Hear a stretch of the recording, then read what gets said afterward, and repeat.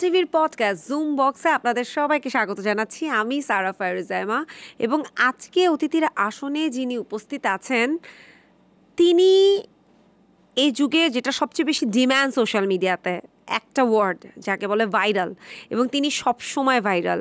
এখন কিন্তু মানুষ পজিটিভলি নেগেটিভলি ভাইরাল হয়েই থাকতে চায়, কারণ মানুষ মিডিয়াতে থাকতে চায়, এবং তিনি ভাইরাল হয়েই আছেন বেশ লম্বা সময় ধরে। তার নাম হচ্ছে বর্ষা চৌধুরী। কেমন আছেন? আলহামদুলিল্লাহ, খুব ভালো আছে। ভাইরাল ওয়ার্ডটা কিন্তু সবসময় যে খুব পজিটিভলি হয় তা কিন্তু না, নেগেটিভও থাকে। রাইট। কিন্তু আপনার ক্ষেত্রে positive negative negative negative positive কেন? এই নেগেটিভ ভাইরালগুলো কেন আসছে বারবার? হয় কি, ভাইরাল শব্দটা আমরা কখন আনি? তখনই আনি যখন এটা শেয়ার হয় বেশি, সবাই পোস্ট করে বেশি, সবাই এটাকে এই কন্টেন্টটাকে দিয়ে ভিউ হয় বেশি, রাইট? সো আমি যেটা দেখেছি যে আমার ভালো কাজগুলো একটা সময় লাইক কোভিড যখন ছিল তখন কিন্তু অ্যাজ এ ইনফ্লুয়েন্সার আমার যাত্রাটা একটা পজিটিভ ভাইরাল হয়ে, মানে একটা কন্টেন্ট পজিটিভলি ভাইরাল হয়েছিল। তো ওই পজিটিভিটির পরবর্তীতে আরও পজিটিভ পজিটিভ পজিটিভ পজিটিভ ছিল, একদম বছর খানেক চললো শুধু পজিটিভ ভাইরালি। অ্যান্ড দেন আমি কিছু বললেও সেটা সবার কাছে মনে হতো যে ইয়াস, মানে ইটস মিন আ লট, বা হয় না যে কেমন জানি, আচ্ছা সবাই শেয়ার করতো। এখন আবার দেখছি যে নেগেটিভ মানে ভাই সব নেগেটিভ। এখন দেখি যেই পেজেই ঢুকছি, যেখানেই ঢুকছি সেখানেই নেগেটিভ। বাট হয় কি যে এই আমাদের যে ইন্ডাস্ট্রিটা, ডিজিটাল প্ল্যাটফর্মের যে ইন্ডাস্ট্রিটা, এইখানে একটা জিনিস দেখলাম যে মানুষ আসলে আমরা যা দেখাই সেটাই খুব বেশি দেখে এবং বিশ্বাস করে ফেলে, যেটা খুবই এটা কিন্তু খুবই পজিটিভের কথা বলছেন, কিন্তু সুসাইড কিন্তু কোনো পজিটিভ অ্যাটেম্প্ট হতে পারে না, একটা জীবন শেষ করে দেওয়া। না না, ওটার জন্য কিন্তু আমি ইতোমধ্যে ক্ষমা চেয়েছি, কারণ মেন্টালি যে কন্ডিশনটা আমার ছিল সেটা খুবই ভালো বাজে ছিল, এবং সেই দিনের যে ঘটনাটা এটা কারো জীবনে না আসুক, সেটা কিন্তু কোনো অভিনয় ছিল না, কোনো ভাইরাল হওয়ার কাণ্ড ছিল না, কোনো ভাইরাল হওয়ার কারণ ছিল না। সেটা একেবারেই যেই আমি নারীটা হাজার মেয়েকে বলতাম যে ইউ ক্যান ডু ইট, অথবা আমি নিজে কাউন্সেলিং করিয়েছি, অথবা আপনি আমার যারা কাছের আছে তারা সবাই কিন্তু আমাকে মেসেজ দিচ্ছে, যে সকল মেয়েদের আমি সুইসাইড অ্যাটেম্প থেকে বের করে নিয়ে এসেছি, যে না জীবনে বাঁচতে হবে, আমাকে দেখো, আমি পারলে তোমরা কেন পারবা না। সো সেই আমি বর্ষা যখন সুইসাইড করতে চাই, এটা কিন্তু চারটেখানি বিষয় না। এক্স্যাক্টলি। বিষয়টা আমরা যতটা সহজ দেখছি, বা যেভাবে একটা মানুষের মৃত্যুকেও ট্রোল করা হচ্ছে, এখন ভাবছি যে আল্লাহ বোধহয় আমাকে আসলেই অনেক বেশি ভালোবাসেন, না হয় কেন আমাকে বাঁচিয়ে রেখেছেন। আপনি যে কথাটা বলছিলেন যে আপনি মানুষকে সুসাইডের মুখ থেকে বাঁচিয়ে এনেছেন, এবং আপনি নিজে কিন্তু অ্যাসিড দগ্ধ হয়ে সেটাকে ফাইট করেছেন, এবং আপনিও বলেছেন বিভিন্ন জায়গায় যে আপনার এই অ্যাসিড দগ্ধ হওয়ার এই দাগটা নিয়ে আপনাকে মানুষ অনেক কথা বলে, এবং অফকোর্স একটা মেয়ের কাছে তার সৌন্দর্য অনেক বড় একটা, সেটা আপনি কনসিডার করছেন, বা সেই জায়গাটা থেকে আপনি বেরিয়ে এসছেন। একটা সময় নিজের চেহারা নিজে আয়নায় দেখতে পারেননি, এতটাই বিভৎসতা ছিল। সেটা আপনি সার্ভাইভ করে এসে কি এমন ঘটনা ঘটে গেল যার জন্য আপনাকে সুসাইড করতে হচ্ছে, বা সুসাইডের মতো পন্থা আপনি বেছে নিলেন? জীবনে টাকার চেয়ে বেশি প্রয়োজন সম্মান, যেটা আমি এত যুগ এত বছর ধরে মানুষের ভালোবাসা আর সম্মান পেয়ে এসেছি। ঠিক আমাকে বর্ষাকে যখন একটা চক্র মিলে ধিক্কার দিচ্ছে, একটা চক্র মিলে যখন মিথ্যাকে এস্টাবলিশ করার আপ্রাণ চেষ্টা করছে, ইভেন শুধু সেটাও না, আমার ওপর দিয়ে যতটুকু গিয়েছে আমি ওই পর্যন্ত ঠিক ছিলাম, বিকজ আমি মেন্টালি না অনেক স্ট্রং। আমি সাইকোটিস্টের আন্ডারে আছি, সাইকোথেরাপিস্টের আন্ডারে আছি, আমি কাউন্সেলিং করছি, ইটস ওকে, আমার পর্যন্ত ঠিক ছিল। কিন্তু যখন দেখলাম আমার 9 বছরের বাচ্চাটাকে পর্যন্ত ছাড়তেছে না, তখন আপু আমার মনে হয়েছে আমার আসলে বেঁচে থাকার কোনো অধিকার নাই। বাচ্চার কথা মনে হয় নাই যখন আপনি অ্যাটেম্প্ট করতে নিলেন? না, তখন তাকাননি একবারও? বাচ্চাটাকে তো ওরা তো রুমে ছিল না, ওরা তো অন্য রুমে ছিল এবং ঘুমিয়েছিল।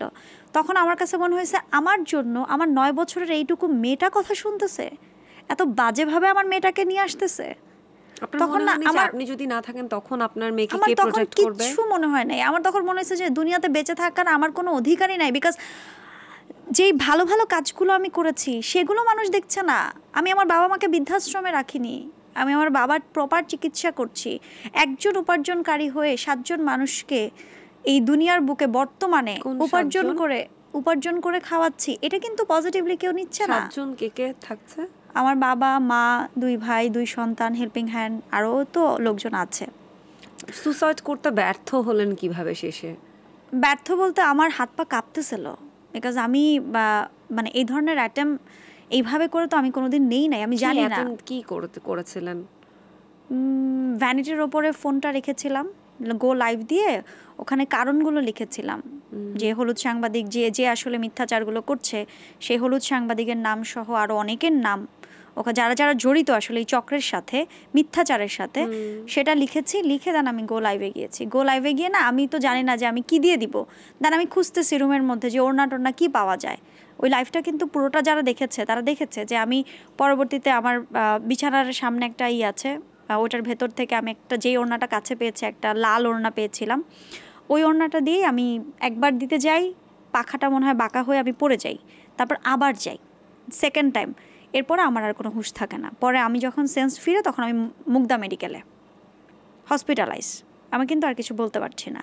তো পরবর্তীতে পরের দিন দেখলাম এটা ভাইরাল, অ্যান্ড দেন আমার যে সাইকোলজিস্ট ডক্টর আনিকা, উনি বললেন যে সোশ্যাল মিডিয়া থেকে তুমি সরে যাও, অ্যান্টি ডিপ্রেশন, অ্যান্ড আমাকে হসপিটালাইজ হতে বললো। আমি ইমিডিয়েট হসপিটালাইজ হলাম এবং 2 দিন আমি হসপিটালে ছিলাম। ডিভাইস আমার থেকে সরেছিল এবং আমাকে কাউন্সেলিং। ইনাফ সোশ্যাল মিডিয়া থেকে সরে থাকা? এত বড় একটা ইনসিডেন্টের পর 2 দিন ইনাফ ছিল? সোশ্যাল মিডিয়া থেকে না, আমাকে তো ডক্টর হসপিটালাইজ করেছে। কিন্তু আপনি বলছিলেন যে আপনাকে বলেছে যে সোশ্যাল মিডিয়া থেকে একটু দূরে থাকতে। এখনও ডক্টর বলছে, কিন্তু এই মিথ্যাচারগুলো আমি নিতে পারছি না। মানে একটা মানুষ, জলজন্ত একটা মানুষকে একদম নাটকের মতো নাটকীয়ভাবে মানুষকে, মিথ্যাগুলো ভেঙে দেওয়ার সুযোগ আছে। এই যে বারবার এখন একটা নতুন করে শুনতে একটু কটু শোনাচ্ছে বটেই, যে একটা নতুন একটা বিশেষণ বলবো আপনার নামের সাথে যুক্ত হয়েছে, যে বিয়ে করে ভাইরাল। হ্যাঁ, বারবার বলছে বহু বিবাহ। এখন আপনি বলেন তো যে আপনি সত্যিকারে কটা বিয়ে করেছেন? এখন এখানে দেখেন যে আমার একদমই যখন আমার লাইফ স্টার্ট, তখন হচ্ছে আমার জারা আব্বু, যার সাথে আমার বনাবনি হয়নি, অফিস একদমই নিজেরা মিলে আমি নিজে থেকে মিউচুয়ালি ডিভোর্স হয়ে গেছে। সেটা কি লাভ ম্যারেজ ছিল?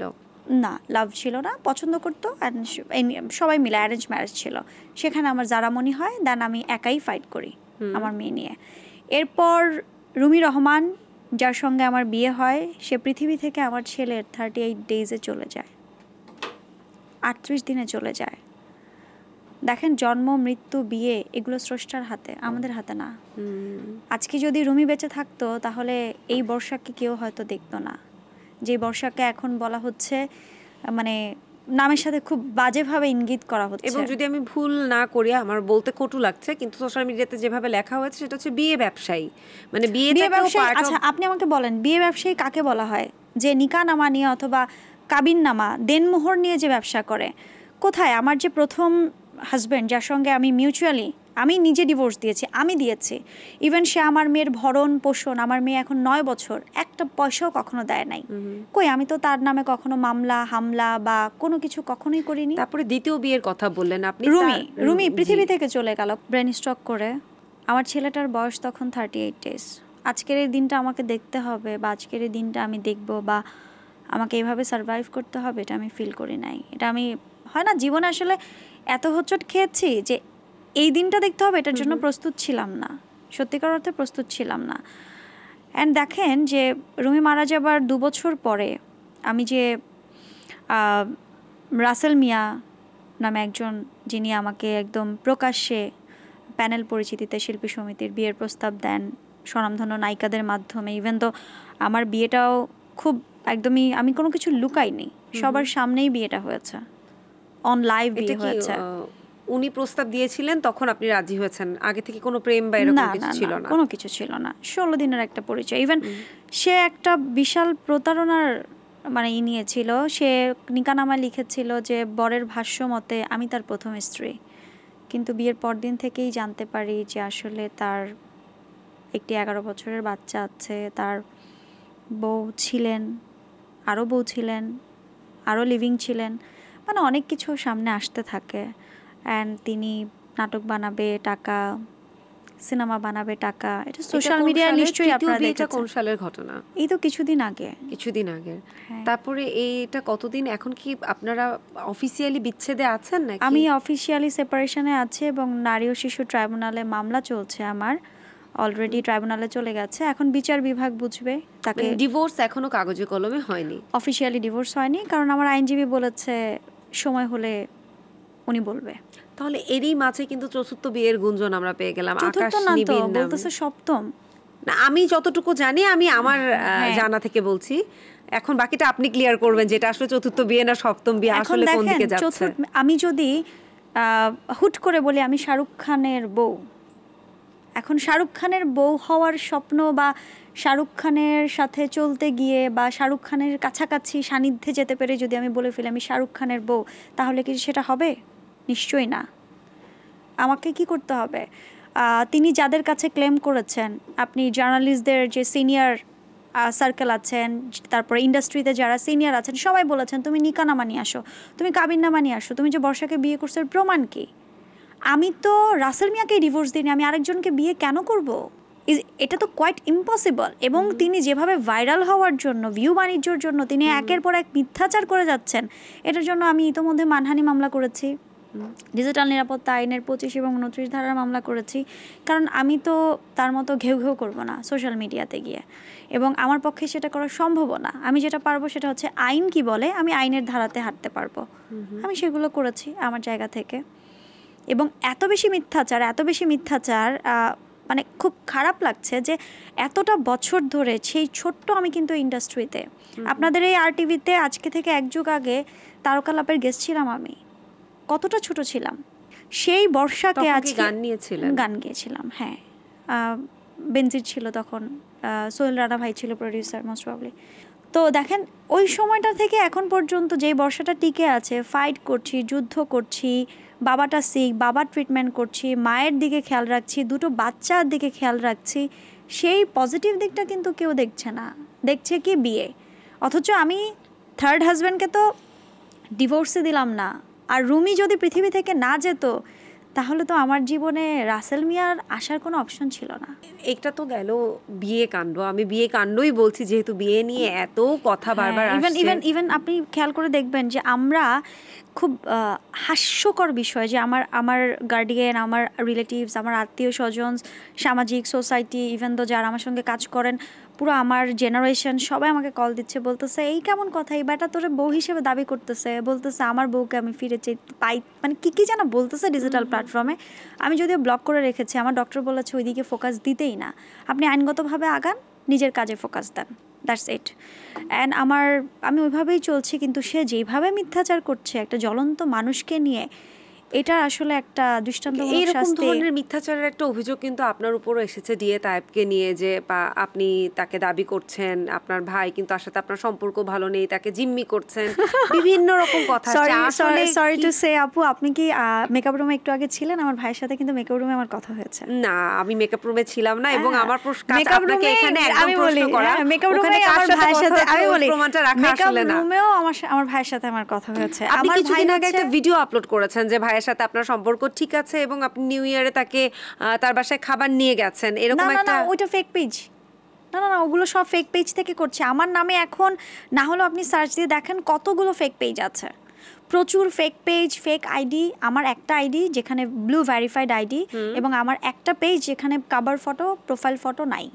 হ্যাঁ, 5 লাখ প্লাস 6 লাখের কাছাকাছি ফলোয়ার্স আছে। এর বাইরে যত অ্যাকাউন্ট দেখেন, যত আইডি দেখেন, যত পেজ দেখেন, সব ভিউ ব্যবসা হচ্ছে, ভিউ বাণিজ্য হচ্ছে, এর বাইরে আর কিছুই না।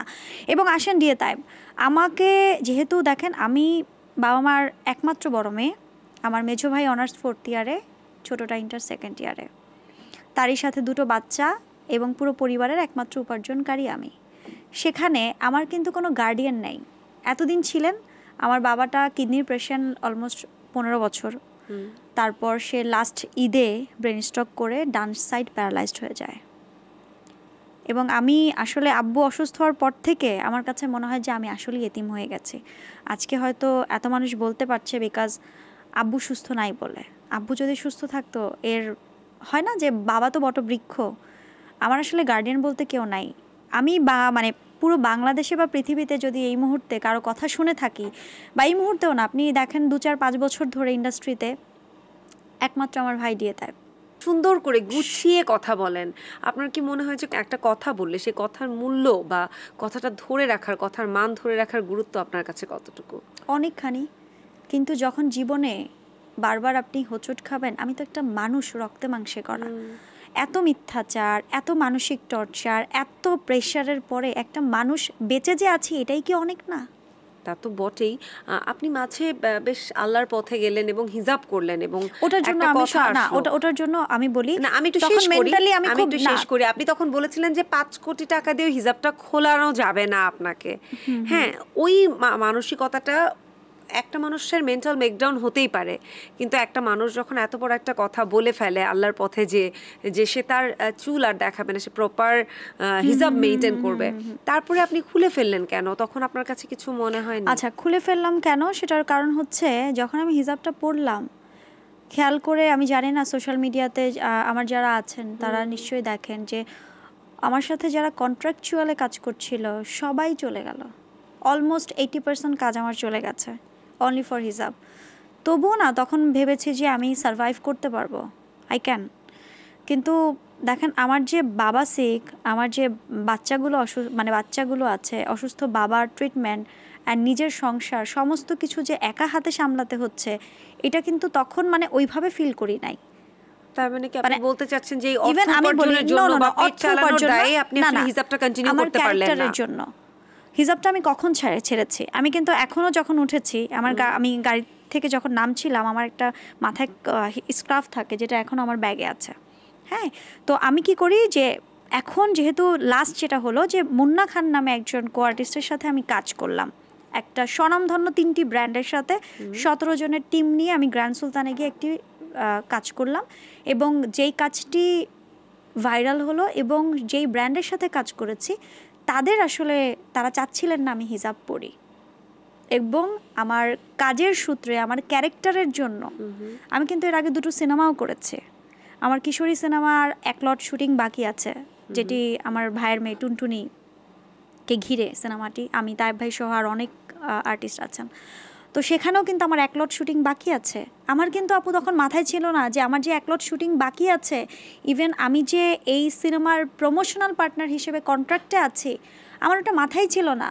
মানে আমি এত বেশি পরিমাণে মেন্টালি ডাউন ছিলাম তখন, যে কিছুদিন পরে যখন শুটিংটা শুরু হবে তখন তো আমার রিল আপলোড করতে হবে, তখন তো আমার সিনেমার প্রমোশন করতে হবে, তখন তো আমাকে হিজাবটা ক্যারি করতে আমার ক্যারেক্টারের জন্য দিবে না, তখন আমি কি করব? এই জিনিসটা আসলে তখন আমি বুঝতে পারিনি। এটার জন্য আমি পুরো দেশবাসীর কাছে প্রকাশ্যে ক্ষমা চেয়েছি যে আপনারা আমাকে ক্ষমা করে দিবেন, আমার বাচ্চা আমাকে, এবং আল্লাহ যদি আমাকে হেদায়েত করেন সেই জায়গাটায় নিয়ে যান, একদিন হয়তো এই ইন্ডাস্ট্রিতে যখন কাজ করবো না তখন হয়তো প্রপার হিসাবটা মেনটেন করতে পারবো। নিশ্চয়ই। যেহেতু বিয়ে নিয়ে এত কথা হচ্ছে বর্ষা আপনার, এবং যেহেতু তৃতীয় বিয়েটাও টিকবে না বোঝা যাচ্ছে, না, আপনি হবে না। সেখানে বিচ্ছেদের দিকে এগিয়ে গেছেন আমি স্পষ্ট ইতিমধ্যে। করে বলেছি যে কোনোভাবেই না, কারণ যেই মানুষটা প্রকাশ্যে বলেছে আমি একজন এতিম, আমি এতিম বাচ্চার দায়িত্ব নিব। ইভেন আমার ছোট্ট মেয়ে 9 বছরের, আমার মেয়ের পারমিশন যখন আমি নিতে গেছি, আমার মেয়ে বলেছে, মা আমি তো পাপার আদর পেয়েছি, মানে রুমির আদর পেয়েছি, ভাইয়া তো পায় নাই, ভাইয়া তো 38 দিনে বাবাকে হারিয়েছে, দেখো। এত ছোট মেয়ে এত সুন্দর করে কথা আমার মেয়ে বলেছে। খুবই ম্যাচিওর, যে আমাকে প্রতিটা টাইম, এই যে এখনও মেকআপ রুমে আমাকে ফোন করছিল, মা রোডের অবস্থা ভালো না, তুমি কেয়ারফুল, তুমি ড্রাইভারকে ছেড়ো না, ম্যানেজারকে এভাবে বলো ওইভাবে বলো, খুবই গাইড করে আমাকে। এখন যদি পরবর্তীতে, যেহেতু এটা বিচ্ছেদের দিকে আগাচ্ছেই, এটা বিচ্ছেদ হবে 100%। পরবর্তীতে যদি ভালো কেউ আসে জীবনে যাকে দেখে মনে হয় যে না সে আপনার টেক কেয়ার করবে, আমি না তখন আসলে বিয়ের দিকে আমি আগাবেন কি? কাউকে বিশ্বাস করতে পারছি না, আর আমি মেন্টালি যেহেতু স্টেবল না, আমি এখন পর্যন্ত কিন্তু সাইকিয়াট্রিস্টের আন্ডারে আছি। প্রতিদিন রাতে 1 ঘন্টা 1.5 ঘন্টা করে আমাকে কাউন্সেলিং করানো হচ্ছে ওভার দ্য ফোন, সকালে উঠে আমাকে গাইড করা হচ্ছে, যেহেতু আমার মধ্যে এখনও সুইসাইডাল অ্যাটেম্প আছে। সো সেখানে কিন্তু আমি সেফ না। সো এখন আমি হুট করে কোনো কথা আমাকে ডক্টরও বলবা না, খুব কেয়ারফুল। সুইসাইডাল অ্যাটেম্প আছে মানে কি আপনার কি এই মুহূর্তে বেঁচে থাকার ইচ্ছা নেই, মারা যেতে ইচ্ছা হচ্ছে, ব্যাপারটা না, এরকম? এটা মানসিকতাটা হচ্ছে যে যখন আমি দেখছি মিথ্যাচারটা বেড়ে যাচ্ছে না, তখন দেখা যাচ্ছে আমার ব্লাড প্রেশার লো হয়ে যাচ্ছে, অ্যান্ড মনে হচ্ছে পৃথিবীতে বেঁচে থাকার দরকার নাই। মানে এটা যারা আসলে মেন্টালি প্রচন্ড ডাউন থাকে বা আপনি তো অনেক ব্রোকেন থাকে, বছর ধরে মিডিয়ার সাথে জড়িত, এবং এরকম কিন্তু মিথ্যাচার হয়ে থাকে মিডিয়াতে সচরাচর। ইয়েলো জার্নালিজম কথাটা কিন্তু এজন্যই এসেছে। কিন্তু আপু এটা কি অতিরিক্ত না? যে একটা মানুষ বলছে বউ, কিন্তু সে নিকানামা দেখাতে পারছে না, সে ছবি দেখাচ্ছে বন্ধুত্বের। আমার কোনো ভয় নাই, আমার কিছুই যায় আসছে না, কিন্তু যখন কথা হচ্ছে আমার ছোট্ট 9 বছরের মেয়েটা, আমার মেয়ে কিন্তু অনেক ভালো ডান্স করে, she is very good dancer, এবং মানে ও এখন বুঝে, ও মাকে গাইড করতেছে, তার মানে নিশ্চয়ই ও বুঝতেছে, ও আস্তে আস্তে ম্যাচিওর হচ্ছে। সেই মেয়েটাকে যদি এখনই বুলিং করা হয়, এটা তো নেওয়া যাবে না, এবং মিথ্যাচার, এটা কোনো মা পৃথিবীতে নিতে পারবে না। তখন দেখা যায় আমাকে দ্রুত দৌড়ে গিয়ে ডক্টরের সাথে কনসাল্ট করে আমাকে অ্যান্টি ডিপ্রেশন নিতে হচ্ছে অথবা স্লিপিং পিল নিতে হচ্ছে। আমার সিচুয়েশন এখন কিন্তু আমার আয়ত্তে নাই, একদমই নাই। তবু আমি টিকে আছি, তবু আমি বেঁচে আছি, তবু আমি বাঁচতে চাচ্ছি, যুদ্ধ করতে চাচ্ছি। না, আমি অফিসিয়ালি বলেছি 10 তারিখ থেকে আমি কাজে ফিরবো, কিন্তু আমার ব্র্যান্ডগুলো আমার সাথে কমিউনিকেট করছে, কিন্তু আমার ডক্টর বলল যে না আপু, আপনি একটু টাইম নেন। আর এর মধ্যে আমি 2টো গান করেছি মুন্না খান মাল্টিমিডিয়া থেকে, মুন্না খান মাল্টিমিডিয়াতে জয়েনও করেছি অ্যাজ এ সিইও হিসেবে, এবং সেখান থেকে একটি সুন্দর গান, যেটা মিউজিক্যাল ফিল্ম পরশুদিন শুটিং হবে, ওটি করব। আরও ব্যাক টু ব্যাক কিছু গানের কাজ করব, নিজেকে ভালো রাখার মনের খোরাক যেটা, যেহেতু আমি মূলত গানের একজন মানুষ ছিলাম, সেগুলো করে দেন একটু নর্মাল হই, তারপরে আবার কাজে ব্যাক করব। এটা ডক্টর অ্যাডভাইস যে তুমি ডিজিটাল প্ল্যাটফর্মে কাজ করো। আমি আপলোড করি, ইটস ট্রু, আমি আপলোড করি, কিন্তু আমি স্ক্রল করি না এখন আর, আমি কমেন্টস বক্স দেখি না। যখন দেখি কমেন্টস বক্সে অনেক নেগেটিভ কমেন্ট, তখন কমেন্টস বক্সও আমাকে অফ করে দিতে বলা হয়েছে। আচ্ছা, হ্যাঁ, ইভেন ডক্টরের কথা হচ্ছে আপনি ডিভাইস থেকে দূরে থাকেন, কিন্তু ডিভাইস থেকে দূরে থাকলে দেখেন দিন শেষে, মাস শেষে আমার বাচ্চার দুধ থেকে শুরু করে, বাজার থেকে শুরু করে, গাড়ির গ্যারেজের যে খরচটা, ড্রাইভারের খরচ, বাবা অসুস্থ, প্রতিদিন ফিজিওথেরাপি, এই খরচগুলো আমাকে বহন করতে হয়। ছেলের বয়স কত বর্ষ আপনার? 3 বছরের কাছাকাছি। ছেলে তো এখনো এতটা বুঝে উঠতে ও শেখেনি। সব বলে মা মা মা, মানে পাপা। গতকালকে ওর পাপার বার্থডে ছিল, তো আমার মেয়েটা ওর পাপাকে খুব মিস করে। তা আমি, ওর পাপা সবসময় লাল পছন্দ করে, তো আমি একটা পাপা বলতে আপনি মেয়ের পাপা বলতে দ্বিতীয় স্বামীকে বুঝাচ্ছেন? ও ওকেই জানে, কারণ ও তো ওর বাবার আদর যত্ন পায়নি। রুমি হচ্ছে ওর পৃথিবীর সব, ওর পৃথিবী। আপনার দ্বিতীয় বিয়েটার সংসার কত বছরের ছিল? অলমোস্ট 2 বছর 8 মাস। এখনও তো কাজ করে যাচ্ছেন মাশাআল্লাহ, ব্র্যান্ডের সাথে কাজ করছেন। এখনের এই যে এই পথ চলাটা, ব্র্যান্ডের সাথে কাজ করা এবং জীবিকা নির্বাহ, এখন কি কি ডিফিকাল্টিস ফেস করছেন রেদার দেন এই ভাইরাল ভিডিও বা হলুদ সাংবাদিকতা, যেটার জন্য আপনি বলছিলেন যে আত্মহত্যার পথ বেছে নিয়েছিলেন? না, এটা বাদে এছাড়া যখন মিডিয়াতে কাজ করছেন, আপনাদের ইনফ্লুয়েন্সার বা আপনারা যারা, বা আপনি নিজেকে ঠিক কি বলে পরিচয় দিবেন, একটু বলবেন কি? যেহেতু কোভিডের আগ পর্যন্ত আমি সঙ্গীত শিল্পী হিসেবেই কাজ করেছি, স্টেজ শো, কর্পোরেট শো এবং 65 সংস রিলিজ, তারই সঙ্গে ফোনো লাইভ কনসার্টগুলো অ্যাটেন্ড করেছি। কোভিডের পরে কিন্তু ইনফ্লুয়েন্সার হয়েছে, কারণ কোভিডের শোগুলো বন্ধ হয়ে গেল। আপনি কি ইনফ্লুয়েন্সার বলবেন নাকি brand promoter? No, I am not brand promoter, because আমি ইন্টারন্যাশনাল সার্টিফাইড একজন মেকআপ আর্টিস্ট। সো সেখান থেকে ইভেন দো আমার কথাতে যেহেতু নারীরা একটা সময় ইন্সপায়ার হয়েছে, সো অ্যান্ড ইনফ্লুয়েন্সার ক্যাটাগরিতে আমি সম্মাননাও পেয়েছি, তো সেখান থেকে অ্যাজ এ ইনফ্লুয়েন্সার হিসেবেই নিজেকে। এখন যখন ঠান্ডা মাথায় চিন্তা করেন, বা এই যে এই মুহূর্তটা, আই বিলিভ যে এখন এই আড্ডার মাঝে আপনার মাথায় ওই দুশ্চিন্তাগুলো নেই, এখন নিজের কাছে খারাপ লাগে না, হেও লাগে না নিজেকে যে আপনি সব জেনে বুঝে আত্মহত্যার পথটি বেছে নিয়েছিলেন? গিলটি ফিল হয় না? প্রচুর প্রচুর, I feel very guilty. And আমার মনে হয় যে বর্ষা, এটা কেমনে করলাম। এবং এটাও রিয়েলাইজেশনে আসতেছে যে একটা মানুষ কখন আসলে আত্মহত্যার পথ বেছে নেয়, চোখের সামনে সব অন্ধকার ছিল।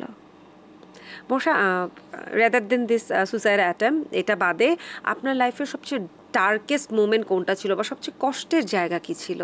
রুমির চলে যাওয়া। রুমি যেদিন পৃথিবী থেকে চলে যায়, আমার ছেলেটা 38 ডেজ, যখন ওকে হসপিটালে নেওয়া হয় ভোরবেলা, হসপিটাল থেকে যখন বলা হয় যে ও আর নাই, মানে ইসিজি করার পর যখন ওর আর বিট পাওয়া যায় না, বলে ও আর নাই, ব্রেন হ্যামারেজ হয়েছে অ্যান্ড ব্রেন স্ট্রোক, তখন আসলে মনে হয়েছে যে আমি পৃথিবীতে নাই। অ্যান্ড 40 দিন আমাকে অনেক কষ্ট করতে হয়েছে। বাচ্চাটার 38 ডেজে রেখে গেছে, একটা মেয়ে আসলে কীভাবে সারভাইভ করে, অ্যান্ড আমার মানে এখানে এক্সপ্লেন, অ্যান্ড ওইখান থেকে মনে হয় আমার জীবনের খারাপ সময় শুরু হয়েছে। দুঃখ কথা তো শুনে ফেললাম। না, এবং তারই সাথে মনে হয় কি যে ওই সময়টা থেকে আমার খারাপ সময় শুরু হয়েছে এবং রুবি মারা যাবার সাথে সাথে আমি দাফন হয়ে গেছে। এখন যে আমিটা বেঁচে আছি না, এটা শুধু দায়িত্ব পালন করার জন্য। ওই যে চিন্তা করেছিলাম যে কেউ একজন আসবে, আমার জায়ানের বাবা হবে, আমার জায়ান তাকে বাবা বলে ডাকতে পারবে। এই যে ভুলগুলো, এই ভুলগুলো এবং এই এই ডার্ক মোমেন্টগুলো আমার জীবনটার মধ্যে রুমি থাকলে কখনোই হতো না। মানে আনফর্চুনেটলি হোক আর ফর্চুনেটলি হোক, মানে লাইফটা অনেক বেশি ড্রামাটিক হয়ে গেছে। দ্বিতীয় স্বামীর প্রতি আপনার যে ভালোবাসা, যে আবেগটা দেখছি, তারপরে মানুষ নাকি একজনকে ভালোবাসলে আরেকজনের সাথে সংসার করতে পারে না। সেক্ষেত্রে আপনার মনে হয়নি যে রাসেল মিয়ার সাথে আমার সংসারটা আসলে হয়নি? এটাই বলছি যে তাহলে আপনি এই বিয়ের সিদ্ধান্তটা নিয়েছিলেন কেন? ওই যে এমন তো অনেক ভক্ত আপনার থাকতে পারে, জাস্ট সবার সামনে বলে ফেললেই কি আপনি তাকে হ্যাঁ বলে ফেলবেন? না না না না না না না, এই বিষয়টা না। বিষয়টা হচ্ছে যে ওই যে আমার ছেলেটা বাবা বলে ডাকতে পারবে। আমি কিন্তু আমার জন্য যদি বিয়ে করতাম তাহলে আমি তার টাকা দেখতাম, পয়সা দেখতাম, সে ওয়েল এস্টাবলিশ কিনা দেখতাম। তার কিন্তু কিচ্ছু নাই, হি ইজ জিরো। সমস্ত কিছু দেখে কিন্তু আমি বলছি যে ওকে, বিকজ তার ভিতরে না ওই বিহেভিয়ারটা দেখাইছে, সে ফিল করাইছে যে ইয়েস আমি ভালো একটা বাবা হইতে পারি। এই ভুলটা আসলে মেয়েরা যেন না করে, মানে এই ভুলটা নারীরা যেন না করে, যেটার ভুক্তভোগী এখন আমি। হয়তো না 100% শিওর মৃত্যুর আগ পর্যন্ত এই রিগ্রেটটা আমাকে একদম শেষ করে দিবে আসলে। অনেক কষ্টের মুহূর্তের মাঝে দিয়ে আপনি যাচ্ছেন, যেটা বুঝতে পারছি আপনার সোশ্যাল মিডিয়ায় আপনার সাথে এখন কথা বলে। বাট তার মাঝেও এমন কিছু আছে, এমন কোনো স্মৃতি যেটা মনে হলে ভিতর থেকে আনন্দ হয়, ভালো লাগে? যেমন গতকাল যারা পরশুদিন রাতে মানে 12টা একটা অনেক বড় চিঠি লিখছে ওর পাপাকে, মানে ওর পাপার প্রোফাইলে পোস্ট করেছে, papa I miss you, I wish তোমাকে পাইতাম, অলওয়েজ তোমাকে মিস করি, মানে অনেক বড় চিঠি। তো ওটা দেখে তো আমি মেয়েটাকে কিভাবে ম্যানেজ করব বুঝতে পারছিলাম না। তো রাতের বেলা আমার কালকে অনেকগুলো টক শো ছিল, শুটিং শেষ করে যাওয়ার সময় রুমি ওর বার্থডেতে আমাকে লাল রঙের শাড়ি কিনে দিত, লাল চুড়ি কিনে দিত, মানে আমাকে পরার জন্য। আর আমি ওর জন্য অনেক সারপ্রাইজ গিফট রাখতাম রাত 12টায়। তো এবার যেটা করলাম মেয়েটাকে একটু নর্মাল করার জন্য, কারণ মেয়েটা অলরেডি কিন্তু মেন্টালি অন্যরকম হয়ে গেছে এই রিসেন্ট আমার দোষেই, আমার জন্যই, যে আমাকেও এখন গাইড করছে। এটা কিন্তু অনেক বড় বিষয় 9 বছরের একটা বাচ্চার জন্য। তো পরে আমি ভাবলাম আমি একটা কেক কিনলাম মিস্টার বেকার থেকে, অ্যান্ড দেন একটা ফুলের তোড়া কিনলাম শাহবাগ থেকে, অ্যান্ড দেন একটা শাড়ি কিনলাম, এক মুঠ চুড়ি কিনলাম। কিনে বাসায় গিয়ে শাড়ি চুড়ি পরে বললাম মা তো তুমি রেডি হও। ছেলেকে মানে আমার ন্যানি যে আমার ছেলের বললাম যে ওকে একটু রেডি করে দেন, রেডি করে দিল। অ্যান্ড দেন সবাই মিলে কেক কাটলাম। অ্যান্ড রুমিকে বললাম যে মা পাপা নাই তো কী হয়েছে, পাপার জায়ান তো আছে, তোমার ভাইয়া তো আছে, লুক ভাইয়াকে দেখো পুরা পাপার কার্বন কপি, একদমই হুবহু ওর মানে রুমির মতো হয়েছে। দেন কেক কাটিং করলাম।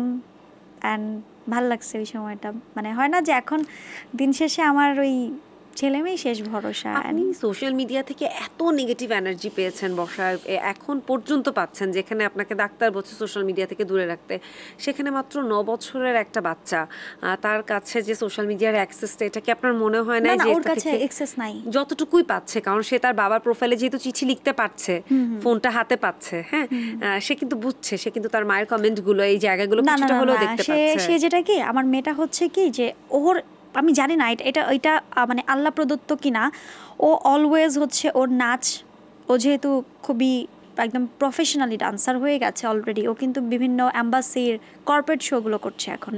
তো ও এত বেশি ম্যাচিওর, ও সারাক্ষণ স্টাডি করে, ফ্রেন্ডসদের সাথে গ্রুপে কথা বলে, গ্রুপে বলতে স্টাডি নিয়ে অথবা ডান্স নিয়ে অথবা সামনের কম্পিটিশন কি হবে বিভিন্ন কম্পিটিশনে অ্যাটেন্ড করে। আমার মেয়েটা না ওই ফেসবুকে আমাকে কি লিখতেছে ওইটা ও দেখেই না, এবং বলে আম্মু সব ক্রিঞ্চ মার্কা কমেন্ট তুমি কেন দেখো। এবং ও বাংলা পড়তে পারে না, এটা হচ্ছে একটা পজিটিভ দিক যে ও বাংলা পড়তে পারে না। আপনার কাছে পজিটিভ মনে হলো বাংলাদেশের একটা বাচ্চা বাংলা পড়তে পারে না? ও বাংলা পড়তে পারে না, এটা পজিটিভ দিক হচ্ছে আমাকে যে গালিগুলো দিচ্ছে আমার মেয়ে জানতে পারছে না, আমি এই জন্য বলছি, অন্যদিকে না, যে আমার মেয়ে আমাকে যে কেউ গালি দিচ্ছে বা বাজেভাবে যে আমাকে নেগেটিভলি কমেন্ট করছে, এটা যখন বাংলায় করছে যারা ওইটা দেখতে পাচ্ছে না, আমি সেটা মিন করে বলেছি যে ও বাংলাটা ওইভাবে বলতেও পারে না, এবং ওই বাংলাটা হয় না যে মানে বলাটা ইংলিশ ভার্সনে যেটা হয় বাংলাটা থেকে একটু পিছিয়ে যায়। আর বর্ষা, আরেকটা জিনিস যেটা একদম শুরু করেছিলাম যে ভাইরাল টপিকটা নিয়ে, যে ভাইরাল পজিটিভও হয় নেগেটিভও হয়, এবং এখন কিন্তু অনেক বড় বড় তারকাদের মুখে শোনা যায় ভাইরাল হতে চাই, না হলে মানুষ জানে না, চেনে না। তো সেক্ষেত্রে পজিটিভলি আমি বলছি, এটা নট নেগেটিভলি। আপনার কি মনে হয় যে ভাইরাল কিভাবে হওয়া যায়? আমি তো জানি না, কারণ আমি স্বেচ্ছায় কখনো নিজেকে ভাইরাল করিনি। আমি একটা জিনিস সবসময় বিবেচনা করেছি, কাজ। আমি যখন দেখেন অ্যাজ এ ইনফ্লুয়েন্সার, আমি তো সোশ্যাল মিডিয়াতে আসলামই কোভিডের সময়। অ্যান্ড যখন আমি আসলাম তখন আমি গলাটাকে ঢেকে আসতাম মেকআপ লাইভ করতে। তো রুমি আমাকে বললো, তুমি গলা কেন ঢেকে আসো? আমি দেখছি, আমার শাশুড়ি আমার লাইভ দেখছে, আমার ননদ আমার লাইভ দেখছে, পরে বলো তোমার গলা ঢাকার দরকার নাই, নো, তুমি গলা খুলে আসো। অ্যান্ড দেন আমি মনে হয় 7 দিন কি 10 দিন লাইভ করেছি হাইস্ট, এর মধ্যে কিন্তু আমার একটা কন্টেন্ট ভাইরাল হয়ে যায়। আমি কিন্তু জানতাম না, ইভেন তো আমার ঝুড়িতে মানে শত শত ব্র্যান্ড চলে আসে, স্বনামধন্য ব্র্যান্ডরা কমিউনিকেশন করে। এবং যেই পেজটা লাইভ হয়েছিলাম এখনও ওই পেজটাই আছে। ওই পেজটা খোলা আমার 2011 সালে as a artist, as a singer. So সেখান থেকে দেখেন যে ভাইরাল কখন হচ্ছে। রাসেল মিয়াকে বিয়ে করেছি, আমি গোপনে করিনি, হিডেন করিনি, প্রকাশ্যে করেছি। এটা যে ভাইরাল হবে সেটা তো আমি জানতাম না, রাইট? আজকে আমি যদি পৃথিবী থেকে চলে যেতাম সেদিন সুইসাইডের অ্যাটেম্পের পরে, আজকে দুনিয়া আমাকে কিভাবে দেখতো সেটা তো আমি মরে গেলে দেখতে পারতাম না। হয়তো বেঁচে আছি বলে এখন জিনিসটা ভাইরাল হয়েছে বা জিনিসটা দেখছি। আল্লাহ মাফ করুক, আস্তাগফিরুল্লাহ, আল্লাহ মাফ করুক। আমার যেন কখনো আর আমার এখনও যখন খারাপ লাগে, মানে হয় না যে মেন্টালি আমি খুব ডাউন থাকি, আর আমার যখন মনে হয় পৃথিবীতে আমার বেঁচে থাকার কোনো মানে হয় না, কোনো কিছু নাই, সামটাইমস আই ফিল, এখনও ফিল হয়, আমি তখন দৌড়ে গিয়ে আমার ছেলেটাকে বুকে জড়ায় নেই, আমার মেয়েটাকে জড়ায় নেই, মেয়েটার মাথায় হাত বুলাই। ওদের বুঝতে দেয় না, কিন্তু ওদের মানে কাছে সর্বক্ষণ থাকার চেষ্টা করি। হ্যাঁ, যেন আমার মাইন্ডটা কনভার্ট হয় যে আমার কিছু, এটা ডক্টরই আমাকে ট্রিক শিখিয়েছে যে এটা করতে হবে। ইভেন অসুস্থ বাবার সঙ্গে ফোনে কথা বলতে হবে যে আব্বু তুমি কেমন আছো, আব্বু কি অবস্থা, মানে ফ্যামিলির সাথে বেশি সময়টা দিতে হবে। বর্ষা, এবার যদি আবার একটু কাজের অঙ্গনে আসি, এখন আপনি ইনফ্লুয়েন্সার বলেন কিংবা ব্র্যান্ড প্রমোটও আপনি করছেন। আমি হয়তো আপনি পরিচয় দিচ্ছেন না নিজেকে ব্র্যান্ড প্রমোটার, না, ইনফ্লুয়েন্সারের মধ্যে brand promoter, international certified makeup artist, সমস্ত কিছু ইনক্লুডেড। এবং এখন কিন্তু মিডিয়াতে এরকম আরো অনেকে রয়েছে। আপনার কাছে আপনার সবচেয়ে কট্টর প্রতিদ্বন্দ্বী কাকে মনে হয়? আমি আমার প্রতিদ্বন্দ্বী কেউ নাই। নেই, আমি কাউকে মনে করি না, আমি কখনোই ফিল করি না আমার কেউ প্রতিদ্বন্দ্বী। মানুষ আমাকে ফিল করে, মানুষ আমাকে জাজ করে, মানুষ আমাকে নিয়ে মানে আমি দেখেছি যে কিছু কিছু ইনফ্লুয়েন্সার, মানে brand promoter, she is not influencer, brand promoter, নামটা বলবো না, সম্মান রেখেই বলছি, নামটা বলছি না, সম্মান দিয়ে। তো সেখানে এমনও হয়েছে সে ক্যাসিনোকে প্রমোট করেছে, যেটা আমি বর্ষা কখনোই করিনি। সে ক্যাসিনোকে প্রমোট করার পরেও আমি বর্ষা কখনো মুখ খুলিনি যে না, একটা মেয়ে মানুষ হয়তো ভুল করেছে, হয়তো বুঝতে পারেনি, বা হয়তো করেছে, মানে ঠিক বুঝলাম না। গ্যাম্বলিং ক্যাসিনো বাংলাদেশে তো নেই। আচ্ছা, অনলাইন গ্যাম্বলিং কিছু এক সাইট আছে, হ্যাঁ, সো ওগুলোকে প্রমোট করেছে, যেটা মানে আমাদের দেশে এবং অ্যাজ এ ব্র্যান্ড প্রমোটার হিসেবে আমরা কখনোই এটা করতে পারি না, অ্যাজ এ ইনফ্লুয়েন্সার হিসেবে কখনোই মানুষকে এটাতে ইনফ্লুয়েন্স করতে পারি না। তো সেখানে আমি তখন এই কাণ্ডে সে যখন বিশালভাবে জড়িয়ে গেল, আমি বর্ষা চুপ ছিলাম, ওয়েল উইশার হয়েছিলাম এবং ভেবেছি শান্ত হয়ে যাবে, সে ভুল করেছে, শুধরে নেবে। কিন্তু আজকে আমি যখন বিপদে পড়েছি তখন সে মানে মানে লাইভে যাচ্ছে, তার নর্মাল লাইভে ভিউ হয় 100 থেকে 150, সে যখন লাইভে যাচ্ছে সে লিখতেছে কুখ্যাত ব্র্যান্ড প্রমোটার।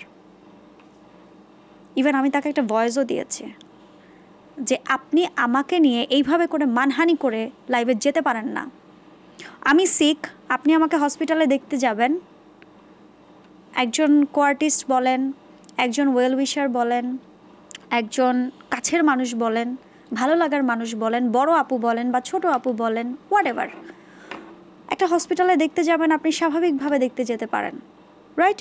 কিন্তু সেখানে গিয়ে সেটারে ভিউ বাণিজ্য করে ভিডিও করে নিয়ে এসে ছাড়ার কোনো মানে কি আদৌ আছে? আমি তখন তাকে প্রোটেক্ট করেছি, কারণ সে না, একজন কোরিওগ্রাফার আমার খুব কাছের ছিলেন, তিনি আমাকে ফোন করেছে, বর্ষা তোকে দেখতে আসতে চাই, রাসেল মিয়ার ঘটনার পর আমি হসপিটালাইজ ছিলাম। তো তখন আমি বললাম যে ঠিক আছে দাদা আসেন, অ্যান্ড সে তাকে সাথে করে নিয়ে গেছে, সাথে করে নিয়ে গিয়ে সেটারও ভিডিও করে ছেড়েছে। অ্যান্ড ওইটা আমার খুব মাইন্ডে লেগেছে যে আরে ভাই, সে আসবে এটাই আমি জানি না, আসছো আসছো ভালো কথা, তুমি আমি হসপিটালাইজ, তুমি কেন এটার ভিডিও করে ছাড়বা? এটা তো কোনো মানুষের মনুষ্যত্ব হতে পারে না। অ্যান্ড তখন থেকে তার সঙ্গে আমার একটা মানে ভেতরে ভেতরে দ্বন্দ্ব যেটাকে বলে, সে আমাকে দেখতে পারে না, বা আমি কেন এটা করলাম, আমি কেন ওটা করলাম, আমি কেন এটা করছি। অ্যান্ড লাইভে সে এখন ডিরেক্টলি গিয়ে লিখে লিখে যাচ্ছে, অথচ তার নামে হাজার হাজার ক্লেম আছে ইন্ডাস্ট্রিতে, হাজার হাজার ক্লেম। সেগুলো নিয়ে কিন্তু আমি বর্ষা সত্যি করার অর্থে আমি মনে হয় যে আমরা তো মানুষ না, আমরা তো ফেরেশতা না, মানুষের দ্বারাই ভুল হয়, হয়তো তার দ্বারা একটা প্রমোশন হয়ে গেছে বা হয়তো সে একটা ভুল করে ফেলেছে, নিশ্চয়ই সংশোধন হবে, তাই না? এটাই তো হওয়া উচিত একজন নারী হিসেবে অন্য একজন নারীর প্রতি। কিন্তু যখন আমরা প্রতিদ্বন্দ্বী বা প্রতিশোধমূলক চিন্তা ভাবনা করব, তখন কিন্তু দিন শেষে উনি যখন আমাকে নিয়ে পোস্ট করছে, ওই পোস্টের নিচে সবাই গিয়ে তাকেই ধিক্কার দিচ্ছে যে আপনি একজন নারী হয়ে আরেকজনকে কীভাবে লিখেন, সে অনেক করছে, আমরা তো দেখছি, আমরা প্রতিবাদ করছি, আপনি কেন করছেন? মানে আপনি কেন জিনিসটাকে পার্সোনালি অ্যাটাকে নিয়ে নিচ্ছেন? বন্ধু আছে কেউ? আমার বন্ধু আছে একজন মেয়ে বন্ধু, ওর নাম হচ্ছে রিনি, আমাদের সিঙ্গার সাব্বিরের ওয়াইফ। আচ্ছা। আমার একটাই মেয়ে না, বন্ধু। এই মিডিয়াতে বন্ধু আর কেউ আছে যে ইনফ্লুয়েন্সার বা ব্র্যান্ড প্রমোটারদের মাঝে, নাকি ব্র্যান্ড সবার প্রমোটাররা সাথে কখনো বন্ধু হতে পারে না? আমার সাথে সবার ভালো সম্পর্ক, অ্যাজ লাইক নদী আপু আমার সবসময় খবর নিচ্ছে, নদী আপু সবসময় সুইডেন থেকে খবর নিচ্ছে, বর্ষা আর ইউ ওকে, তুই ঠিক আছিস, এই সেই। অ্যান্ড আমার সেক্টরে যারা আছে, জুনিয়র সিনিয়র যারা আছে, প্রত্যেকে আমার সঙ্গে কমিউনিকেশন আছে। এবং সবাই আমাকে যারা কাছে থেকে চিনে, তারা তো বিশ্বাস করতে পারবে না এইসব মিথ্যাচার। ওই দূর থেকে যারা দেখছে, ফোনের ওপার থেকে যারা দেখছে, বা ধরেন আমার যারা ফলোয়ার্স আছে, বিভ্রান্তি তো তাদের ভেতরে সৃষ্টি করা হচ্ছে। আপনি আমাকে আজকে দেখেছেন, কালকে দেখবেন, পরশু দেখবেন। আপনি যদি আমাকে 10 বছর দেখেন, নিশ্চয়ই আপনি আমাকে নিয়ে একটা মন্তব্য করার আগে ভাববেন যে আমি তো এই মেয়েটাকে চিনি 10 বছর ধরে, আসলে কি ও এমন? নিশ্চয়ই। অবশ্য খুব ভালো লাগলো আপনার সাথে কথা বলে। আপনার ঘটনার অনেক কিছুই এপিটোপিট জানতে পারলাম, যেগুলো সোশ্যাল মিডিয়াতে হয়তো বা ক্লিয়ার না, আজকে আপনি মুখে বললেন। এবং অবশ্যই আশা করব যে আপনি আর কখনোই এরকম নেগেটিভ স্টেপ নেবেন না সুসাইড করার মতো। ইনশাআল্লাহ, আল্লাহ মাফ করুক। আর এবং আমি এটার জন্য আমার যারা অডিয়েন্স আছেন, অনেকে আমাকে ভালোবাসেন, অনেকে প্রচুর মেসেজ দিচ্ছেন বক্সে যে আপু তুমি এটা করো না, নিজের প্রতি ভরসা রাখো, আল্লাহর প্রতি ভরসা রাখো। অ্যান্ড যারা যারা আমাকে মেসেজ দিয়েছেন, প্রত্যেকের কাছে আমি কৃতজ্ঞ, প্রত্যেকটা ব্র্যান্ড ওনারের কাছে আমি কৃতজ্ঞ, যারা এখনও আমাকে ইনফ্লুয়েন্স করছেন। আপনারা আমাকে এখন ইনফ্লুয়েন্স করছেন যে বর্ষা আপু আপনি সব পারবেন, এবং তাদের কাছে আমি ক্ষমা চাচ্ছি এত বড় একটা অ্যাটেম্পের জন্য। এবং সুইসাইড কখনোই সমাধান না, সমাধান হচ্ছে প্রত্যেকটা মিথ্যাচারের প্রতিবাদ করা, যেটা আমি এখন করছি আইনের মাধ্যমে। এবং আমি যতদিন বেঁচে আছি সত্য নিয়ে স্বচ্ছতার সঙ্গে বেঁচে থাকবো। যেই বর্ষা সারাটা জীবন ছিল, মৃত্যু অবধি যতদিন আল্লাহ আমার হায়াত রেখেছেন, বাবা মা এবং 2 সন্তানের দায়িত্ব যেটা আমার হাজব্যান্ড রুমি দিয়ে গেছেন, সেটা পালন করে এবং আপনাদের জন্য ভালো কাজ নিয়ে, সামনে আমার গান আসছে, আমার সিনেমা আসছে, এবং আমার আরও অনেক কাজ আসছে। আমি দৃষ্টান্তমূলক একটা জায়গা করে রেখে যাব নারীদের জন্য, যে একটা ক্ষত নারী যার গলায় অনেকগুলো দাগ, সেই দাগ নিয়েও সে সিনেমার বড় পর্দায় অভিনয় করে যেতে পারে। নিশ্চয়ই আপনার স্বপ্নগুলো সত্যি হোক এবং অনেক দূর এগিয়ে যান আপনি। আবারও অনেক অনেক ধন্যবাদ আমাদের জুম বক্সে আসার জন্য। এবং দর্শক, এরই সাথে আজকের মতো বিদায় নিচ্ছে আর টিভির বিশেষ পডকাস্ট জুম বক্স থেকে। Stay tuned.